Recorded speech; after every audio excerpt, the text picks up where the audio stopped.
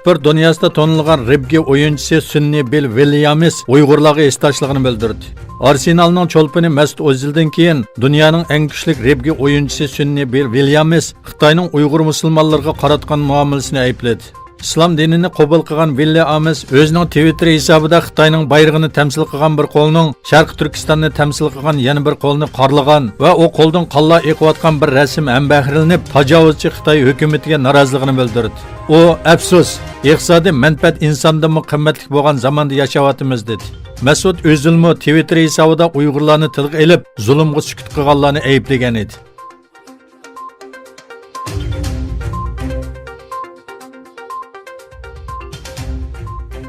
Xitoyning Sharq Turkistonda elib berayotgan zulm siyosatiga norozilik bildirish maqsadida IXX insoniy yordam vaqfining o'rinlashtirishi va ko'plagan jamiyatlarning qo'llashi bilan Turkiyaning Bayburt shahrida namoyish o'tkazildi.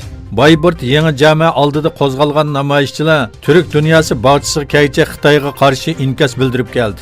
Shundaqla IXX jamiyatining Konyada o'rlashtirilgan namoyishda kent markazidagi Aloliddin to'piliga jam bo'lgan insonlar qo'llarida Turkiya va Sharq Turkiston bayroqlarini ko'tarib, Xitoyning Uyg'ur elida elib berayotgan siyosatiga norozilik bildirdi.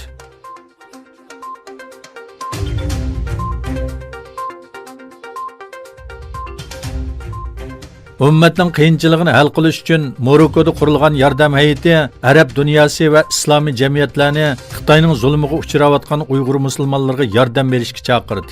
Hay'atning yozuvchi bayonotida Xitoyning Sharq Turkiston musulmonlarga qarshi sodir qilgan jinoyatlari, haq va huquq dafsandichiligi, diniy va milliy kimligini tubdan yo'q qilish pozitsiyasining andishi bilan kuzatilayotganligi ta'kidlangan. Xitoy hukumatining Uyg'ur musulmonlarga qarshi elib berayotgan siyosatining irqiy qirg'inchilik deb atalgan bu bayonotida insoniy huquq tashkilotlari va xalqaro jamiyatlarning millionlagan Uyg'ur musulmonlarga qarshi ishlangan irqiy qirg'inchilik va sababsiz qamoq jazolarini to'xtatish uchun harakat qilish kerak ekanligini alohida ta'kidlagan.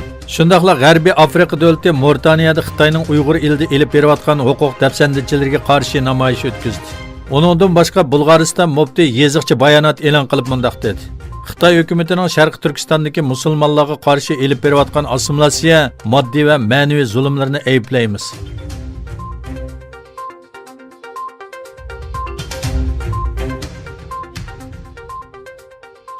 Angliyada 6 yoshli qizning yangi yil tabrik bag'ida bayqalgan uchur, bag'aq ishlab chiqargan Xitoy davlatida Xitoy millatidan boshqa mahbuslarning majburiy emgakka qatnashtirilganligini isbotladi. Angliyaning janubiy Totik kentida yashaydigan Filorus Videokomi do'kondan setib olgan yangi yil bag'aqlaridan birida tuvandagi so'zlarning yeziqliq ekanligini bayqaydi. Biz Shanxaydagi Chengpo turmusida majburiy emgakka qatnashtirilgan chet ellik mahbuslar. Bizga yordam beringlar va ahvolimizni insoniy huquq tashkilotlariga yetkazinglar. Shundaqla bag'aqdagi yozmada Xitoy turmalarida 2 yil yotgan Peter Hapri bilan aloqa o'rnatish kerak ekanligi ta'kidlangan.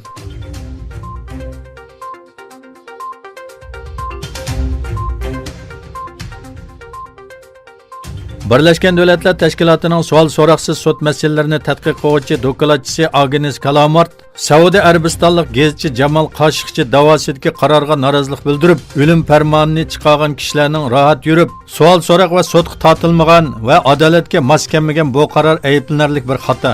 Angliya Qoshiqchining o'limiga sababchi bo'lgan hamma kishilardan hisob ilinishini talab qilmoqda. Saudiya Arabistonning bosh sud mahkamasi Istanbuldagi konsulxonada o'ldirilgan gezitchi Jamal Qoshiqchi da'vosidagi 5 gumondorga o'lim, 3 gumondorga bo'lsa 24 yillik qamoq jazosi berdi.